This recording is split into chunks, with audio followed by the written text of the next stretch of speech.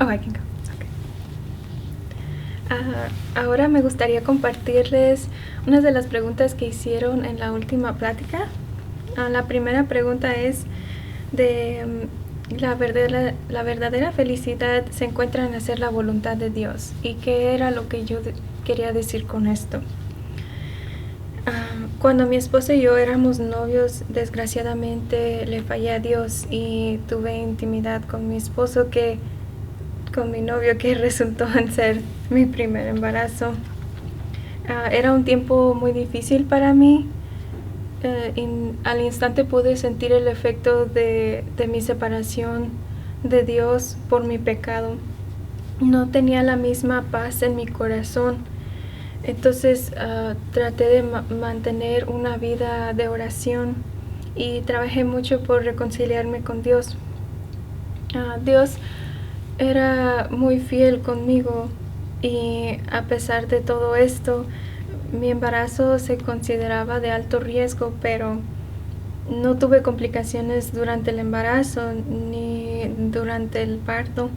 Tuve a mi hija Sofía Grace en diciembre del 2017 y me casé por la Iglesia Católica en septiembre del 2018. Siento que realmente puedo decir que encontré mi verdadera felicidad cuando mi corazón y mi vida estaban completamente llenos con la presencia de Dios. Y estando en esa situación ahora, no me gustaría regresar o alejarme más de Él.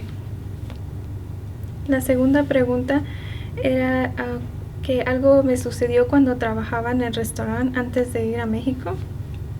Y era cuando había ayudado a alguien, un compañero de trabajo, y que si podía compartir esto. Un compañera mía perdió a su hija al cáncer cerebral y su hija era adolescente y ella tenía muchos biles de hospital y estaba muy atrasada en la renta. Necesitaba ella dinero y estaba vendiendo unas pulseras y me preguntó que si yo quería comprar una y yo le dije que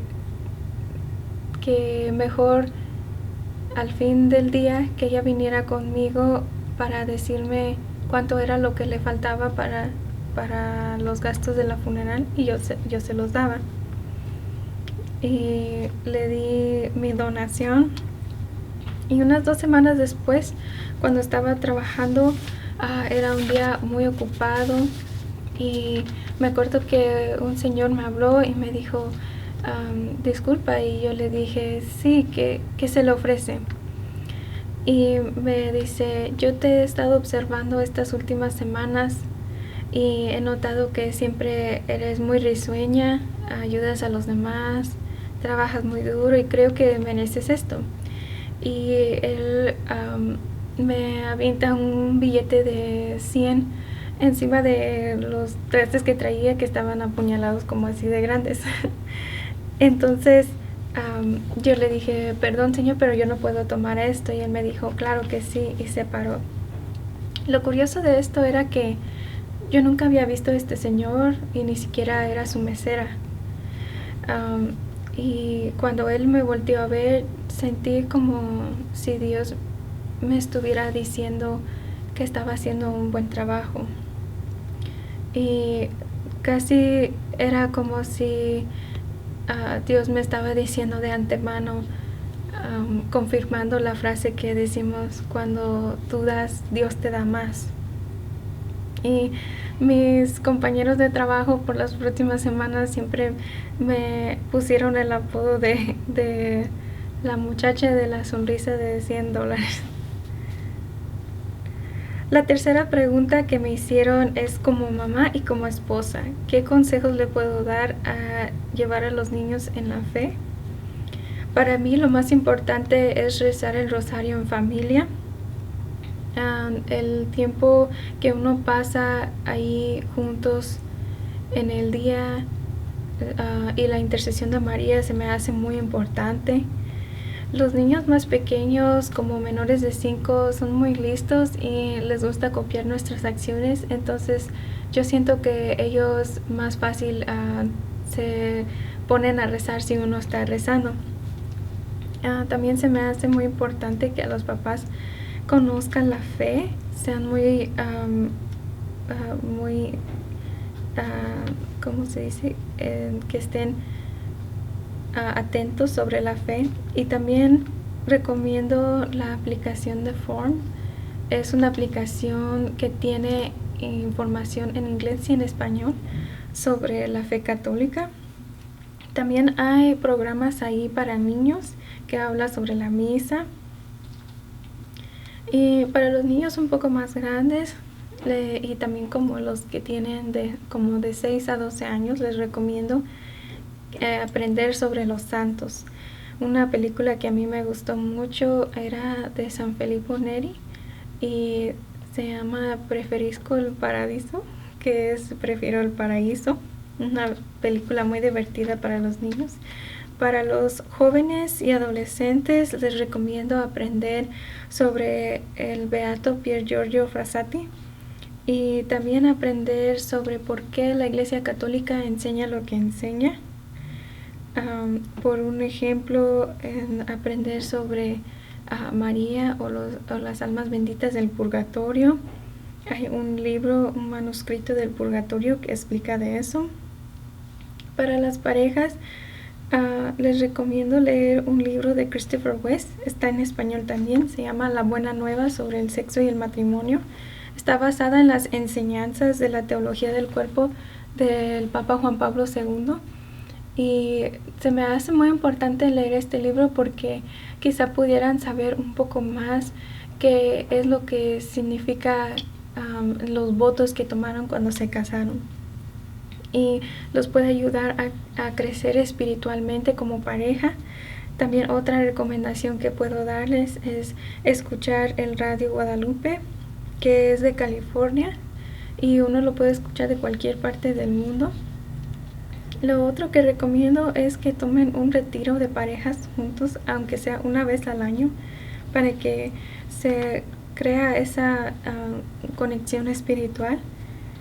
Y lo otro es la intercesión del Espíritu Santo, pedirle por paciencia, sabiduría y conocimiento. Otra pregunta que me hicieron es cómo la escuela cambió para mí. Cuando comencé el tratamiento, terminé la mayoría de mi último año en la casa. Tenía una maestra que venía hasta 3 horas de la semana. Entonces básicamente yo tenía que enseñarme a mí misma y uno de los efectos de la medicina era que causaba dificultad en concentración. Entonces hacía cosas tan sencillas como 1 más 1 que sonaran irracionales y cuando llegaba a ese punto tenía que tomar un descanso. Entonces no solo tenía los problemas como de los síntomas del tumor, sino que también los efectos del medicamento y también tenía que cuidarme. Y cuando dije que pude graduar de la escuela con altos honores, realmente siento que el Espíritu Santo fue el que me ayudó a lograr esto, porque yo tenía mis propias limitaciones que no lo hayan permitido.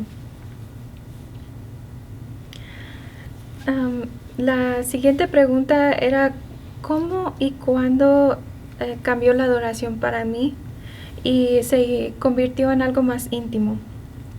Mi mamá siempre nos llevaba a la adoración, pero nunca sentí una conexión tan grande hasta que fui al convento. Lo primero era porque no había distracciones, entonces toda mi atención estaba enfocada en Dios. Y lo segundo era las oraciones que rezamos al comenzar la adoración. Cuando decíamos el acto de fe afirmando la presencia de Jesús en el sacramento. Y otra que me gustó mucho, que me gustaría compartirles, es: oh mi dulcísimo amor, ¿qué cosa te podré dar? ¿Con qué te podré pagar tan excesivo favor? Pide a mi alma, Señor, lo que desees que te dé, pues estoy cierta y lo sé que si tú me pides es dar. Pues pídeme amar, amarte y a ti solo amaré. Entonces, yo sentí que después de un tiempo podía expresar estas oraciones desde mi corazón y era algo que me ayudó bastante para poder estar ahí y admirar a Dios. La próxima pregunta era sobre el nombre del libro o de las hojas que leí cuando estaba en la adoración en el Viernes Santo, las que hablaban sobre Jesús que se sentía solo. Y el nombre del libro es Llamamiento al Amor y es de la hermana Josefa Menéndez y son las propias palabras de Jesús explicando cómo él se siente abandonado y la importancia de la presencia de él en la Eucaristía.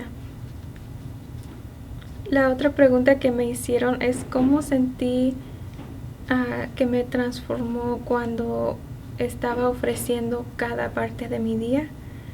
Yo sentí que al ofrecer cada cosa, no solo me iba sanando físicamente, sino que también sentía que estaba sanando espiritualmente, estaba sanando de heridas del pasado, quizá de algunas personas que me hayan lastimado y de pecados que había cometido también. Cada hora en el convento le ofrecemos lo que estuviéramos haciendo por una intención y eso es lo que a mí me gustaba porque mi tía era la que me dio la idea de que cada cosa la podemos ofrecer y yo sentí el efecto de este ofrecimiento.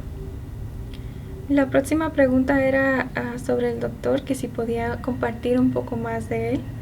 El doctor Miguel Ángel se refiere al arcángel Miguel y él es un hombre muy espiritual. Duró 6 años en el seminario cuando se dio cuenta que él tenía la vocación de ser oftalmólogo. Él viaja por varias partes de México, atiende los casos que son difíciles o raros o los casos que quizá otros doctores no quieran operar. A la gente que no tiene hogar o otra gente que necesita ayuda financiera, él los opera sin costo. Y él también viaja después de quizá unas 24 horas trabajando. Se iba de viaje 12 horas para las áreas de México que están un poco más pobres, donde podía atender las personas que son más necesitadas. Y él operó a casi todas las madres y yo tuve el honor de poder cuidarlas porque como yo conocía todos los cuidados por mi propia operación, pues yo podía ayudarles en eso. Y nosotras les hacíamos comida como una forma de agradecimiento. Les llevábamos comida no solo a los doctores, pero a todas las personas que trabajaban ahí. Y era una forma que nosotros pudiéramos agradecerles por ayudarnos a nosotras. Y la última cosa que quería compartir es sobre mi peregrinación a Talpa. En la Virgen de Talpa es el sitio más visitado de todo Jalisco. Va mucha gente,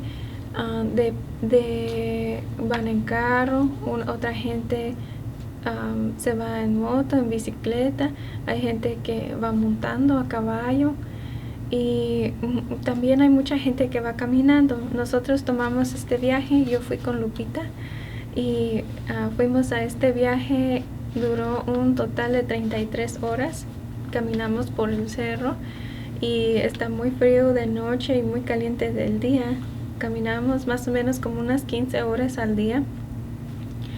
Y comenzamos de medianoche y cuando íbamos por el camino, pues a veces nos tocaba caminar por mucho rato. Había un señor que se llevaba su camioneta y él se iba poniendo delante de nosotros cada cierto rato. Si nosotros nos sentíamos cansadas, sentíamos que ya no podíamos con el viaje, entonces tomábamos un descanso ahí y él también cargaba las otras cosas como las cobijas y eso. Y lo otro que nosotros cargábamos una mochila, ahí cargábamos papel del baño, cargábamos una fruta, algo dulce y agua. Y eso nos lo llevamos con nosotros. Para mí fue una forma de agradecerle a Dios y a la Virgen porque yo apenas me había sanado de mi tumor y entonces sentí muy bonito poder aprovechar y ir a ese viaje y también íbamos cantando en el camino canciones de Dios. Era un viaje muy hermoso.